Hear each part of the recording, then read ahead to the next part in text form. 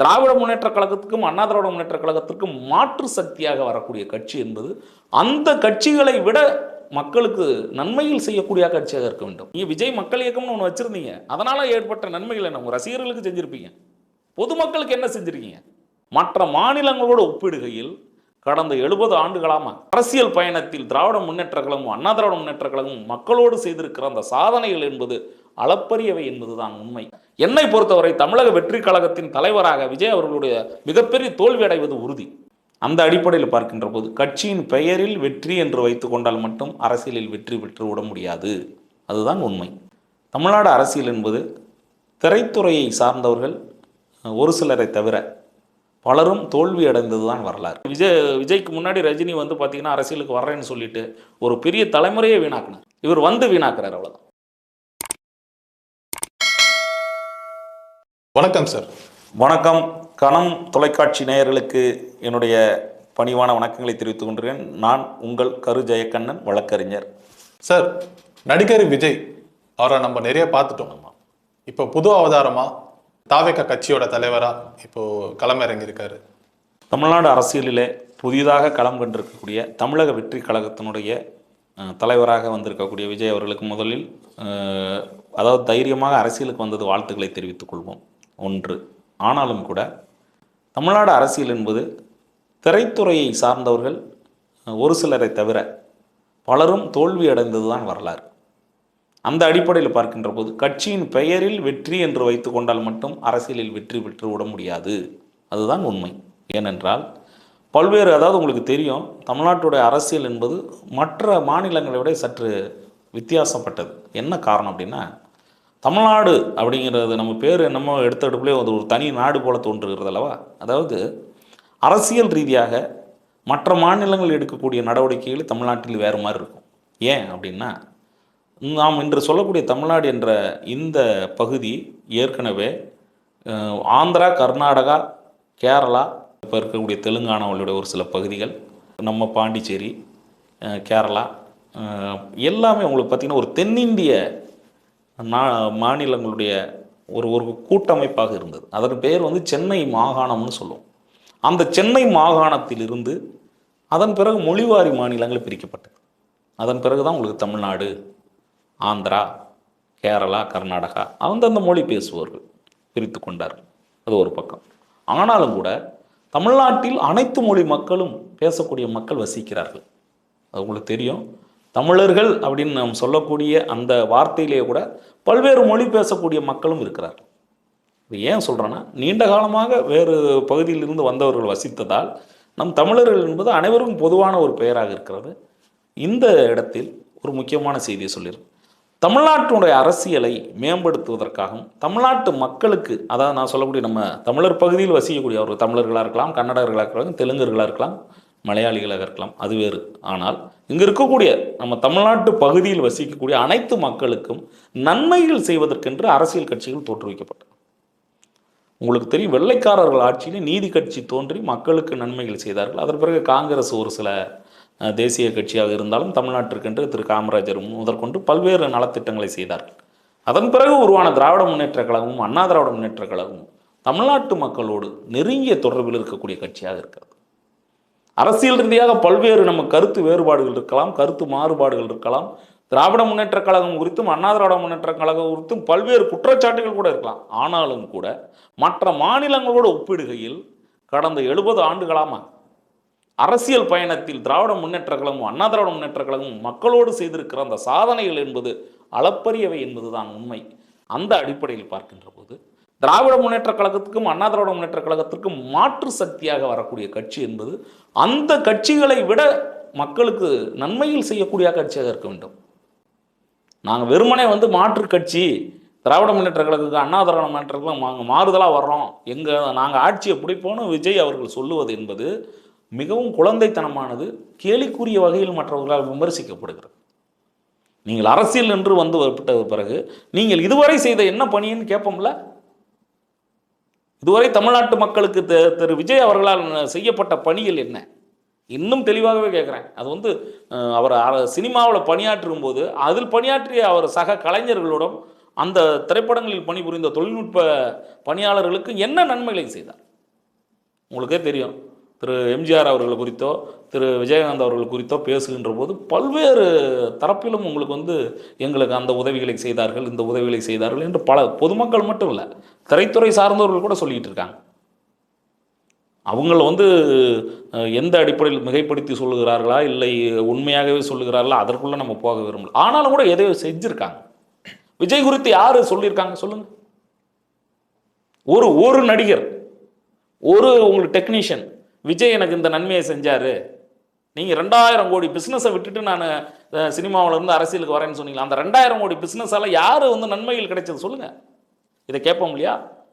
இந்த கேள்விகளை கேட்கின்ற போது நீங்கள் அரசியலுக்கு வந்ததுக்கு பிறகு நீங்கள் நடிகராக செய்கின்ற அந்த செயல்களை விமர்சிக்கத்தான் வேண்டும். இதுவரை நீங்கள் திரைத்துறையில் செய்த என்ன மக்களுக்கு என்ன கருத்துக்களை, நல்ல கருத்துக்களை சொல்லியிருக்கீங்க? இந்த கருத்துக்களை நாங்கள் சொல்லி பொதுமக்கள்கிட்ட நான் கொண்டு போனேன், இந்த கருத்துக்களால் பொதுமக்களுக்கு நன்மைகள் விளைந்தது.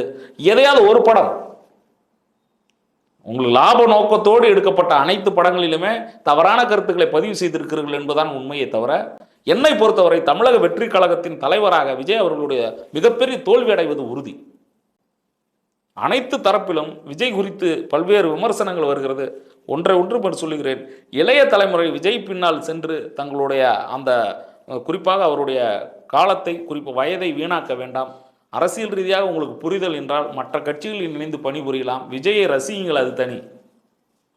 உங்களுக்கு தெரியும், விஜய்க்கு முன்னாடி ரஜினி பார்த்தீங்கன்னா அரசியலுக்கு வர்றேன்னு சொல்லிட்டு ஒரு பெரிய தலைமுறையே வீணாக்குனார். இவர் வீணாக்குறார், அவ்வளோதான்.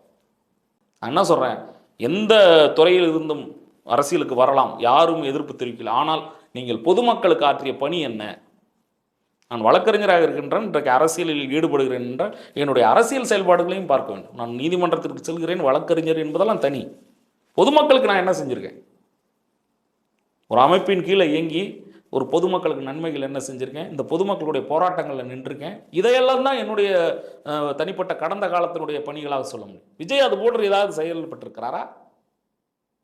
இல்லை வேற இயக்கத்தோடு, நான் சமூக இயக்கம், அது கட்சியை விடுங்க, ஏதோ சமுதாய இயக்கங்களோடு இணைந்து செயல்பட்டு இருக்கிறேன், நான் மக்களுக்கு இதை செஞ்சுருக்கேன். நீங்கள் விஜய் மக்கள் இயக்கம்னு ஒன்று வச்சுருந்தீங்க, அதனால் ஏற்பட்ட நன்மைகள் என்ன? உங்கள் ரசிகர்களுக்கு செஞ்சுருப்பீங்க. பொதுமக்களுக்கு என்ன செஞ்சுருக்கீங்க?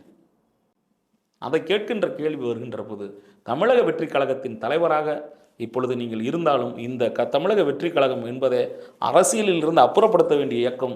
இன்னும் சொல்ல போனால் ஒரு எந்த தேர்தலையும் சந்திக்காமல் வருகின்ற தேர்தலில் நாங்கள் வெற்றி பெற்று ஆட்சி அமைப்போம் என்ற பொய்யான பிம்பத்தை கட்டமைத்திருக்கக்கூடிய ஒரு கட்சியாக இருக்கிறது. அதில் இருக்கக்கூடிய அனைவருமே பார்த்தீங்கன்னா விஜயை நம்பி மோசம் போகக்கூடிய ஒரு சாமானிய மனிதர்கள் என்பதை மீண்டும் சுட்டிக்காட்ட விரும்புகிறேன். விஜய் அவர்களுடைய அரசியல் பயணம் என்பது மிகப்பெரிய தோல்வியில் தான் முடியும். இன்னும் சொல்லப்போனால் அப்போது மீண்டும் சினிமாவுக்கு வருகிறேன் என்று விஜய் நினைத்தால் கண்டிப்பாக மக்கள் ஆதரிக்க மாட்டார்கள். இப்பொழுதே சொல்லுகிறேன், விஜய் அவர்களுடைய அந்த திரைப்பயணம் என்பது படிப்படியாக வளர்ச்சி அடைந்து செய்தது போல உண்மையாக உளப்பூர்வமாக மக்களுக்கு நன்மைகள் செய்ய வேண்டும் என்றால் ஒரு 10 ஆண்டு காலம் 15 ஆண்டு காலம் அரசியலில் பணியாற்றி பிறகு படிப்படியாக வளர்ச்சி அடைய வேண்டுமே தவிர எடுத்த எடுப்பிலே முதலமைச்சர் ஆகிவிடுவேன், எடுத்த எடுப்பில் தமிழக வெற்றி கழகம் ஆட்சியை பிடித்து விடும், எங்களுடைய தலைமையில் தான் கூட்டணி மற்ற கட்சிகளை வைக்கணும், இது போன்ற கருத்துக்களை பேசுவதை விஜய் நிறுத்தி கொள்ள வேண்டும். இல்லை என்றால் அவர் எதிர்கொள்ள வேண்டிய அந்த தாக்குதல் மிகப்பெரியதாக இருக்கும். பொதுமக்கள் மனதில் விஜய் குறித்து பல சிந்தனைகள், அவருடைய எதிர்கருத்துகள் இருக்கின்றன. இப்பொழுதுதான் உங்களுக்கு பார்க்குறீங்களா, தமிழக வெற்றி கழகத்தினுடைய மகளிர் அணி முதற்கொண்டு பல்வேறு குற்றச்சாட்டுகளை சொல்லுகிறார். இந்த கட்சி ஆரம்பித்து ஒரு சில மாதங்களிலே இந்த அளவிற்கு பொதுமக்கள் வெறுக்குகின்ற வகையில் இருக்கிறார். சொல்லப்போனால் பெண்கள் வெறுக்கின்ற வகையில் இருக்கிறார்கள், இளைஞர்கள் வெறுக்கின்ற வகையில், நிர்வாகிகள் பணம் கொடுத்துட்டு தான் பதவிகள் வாங்குவதாக சொல்லுகிறார். அடுத்த கட்ட தலைவர்கள் மீது கோஷ்டி பூசல் இருக்கிறது. இன்னும் சொல்லப்போனால் பணம் இருக்கிறவர்களுக்கு தான் அந்த கட்சியில் இடம்னு சொல்லக்கூடிய அந்த தகவல் இருக்குது. நீங்கள் இன்னும் தேர்தலுக்கான அரசியலுக்கே வரல, அதுக்குள்ளேயே உங்கள் கட்சி மேலே இவ்வளோ குற்றச்சாட்டுகள், அதையெல்லாம் பார்த்து கொண்டு இருக்கிறார்கள் மக்கள். அந்த அடிப்படையில் பார்க்கும்பொழுது தமிழக வெற்றி கழகம் என்பது ஒரு தோல்வி அடைந்த இயக்கமாக நான் கருதுகிறேன். இன்னும் அரசியலுக்கே வராமல் நான் என்ன சொல்கிறேன், இது எடுத்த எடுப்புடைய அவர்களுடைய செயல்பாடுகள் மிகவும் தவறாக இருக்கிறது, அதுதான் உண்மை. நடிகர் விஜயாக ஓரளவுக்கு படிப்படியாக நீங்கள் சொன்ன மாதிரி வெற்றி பெற்றாலும் அரசியல் ரீதியாக தமிழக வெற்றி கழகத்தின் தலைவராக விஜய் தோல்வி அடைவது உறுதி, அதுதான் உண்மை. தாவேக தலைவரை பற்றி இவ்வளோ விமர்சனங்கள் வச்சாலும் அவர் எதுக்கும் ஒரு பதில் சொல்கிற மாதிரியே இல்லை. பார்த்தீங்கன்னா அறிக்கையில் மட்டும்தான் அரசியல் பண்ணுறாரு அப்படின்னு சொல்லிட்டு நிறைய கட்சிகள் சார்ந்தவர்களும் நிறைய பொதுமக்களும் கூட சொல்கிறாங்க. அதை பற்றி எப்படி பார்க்குறீங்க? இல்லை ஆரம்பத்துலேருந்து பார்த்தீங்கன்னா அவர் என்னென்னா அந்த உங்களுக்கே தெரியும் பனையூர் பண்ணையாருங்கிற பேர் வாங்கியிருந்தார். வீட்டிலேருந்தே நிவாரணம் கொடுக்கறது, வீட்டில் இருந்தே எல்லா வேலைகளையும் பார்க்குறது, ஒர்க் ஃப்ரம் ஹோம்னு சொல்கிற மாதிரி. அதுக்கு பிறகு பல விமர்சனங்கள் வந்ததுக்கு பிறகு நான் வெளியில் வந்துட்டேன், நான் வந்து இப்போ வந்து கூட்டம் அங்கே நடத்தினேன், இங்கே கூட்டம் நடத்தினேன் வெளியில் சொல்லிக்கிறார். அதை கூட பார்த்தீங்கன்னா அது ஒரு பெருமைக்காக நடத்துகிற மாதிரி தான் தெரியுது. மற்றபடி பொதுமக்களுக்கு நன்மைகளுக்காக செய்கிறது மாதிரி கிடையாது. விமர்சனங்கள் வைக்க தான் செய்வாங்க. நான் என்ன சொல்கிறேன், ஏற்கனவே இருந்த தலைவர்கள் சந்திக்காத விமர்சனமா? அதாவது ஆட்சி செய்த தலைவர்களாக இருக்கட்டும், பொது வாழ்க்கைக்கு வந்த தலைவர்களாக எத்தனையோ விமர்சனங்கள், தனிப்பட்ட விமர்சனங்கள், வாழ்க்கையில் வந்து பார்த்திங்கன்னா மக்களுக்காக அர்ப்பணித்த எத்தனையோ தலைவர்கள் இருக்கிறார்கள். விஜய் சந்தித்ததெல்லாம் கொஞ்சம் கூட கிடையாது. இன்னும் அவர் சந்திக்க வேண்டிய தூரம் இருக்குது. இன்னும் அவர் சந்திக்க வேண்டிய விமர்சனங்கள் நிறைய இருக்குது. இன்னும் சொல்லப்போனால் அரசியல் அடிபட்டு தான் பக்குவப்பட்டு தான் வர வேண்டும். அந்த அடிப்படையில் விஜய் மேலும் மேலும் அவர் பக்குவப்படுவதற்கு அடுத்தடுத்து தயாராக இருக்க வேண்டும். விமர்சனங்கள் மட்டுமல்ல, இன்னும் பல்வேறு விதமான அது என்ன சொல்கிறதுனா அரசியலிலே பட வேண்டிய அனுபவங்கள் அதிகமாக இருக்கிறது. இன்னும் சொல்லப்போனால் இப்பொழுது தான் அரசியலில் ஒரு குழந்தை விஜய்.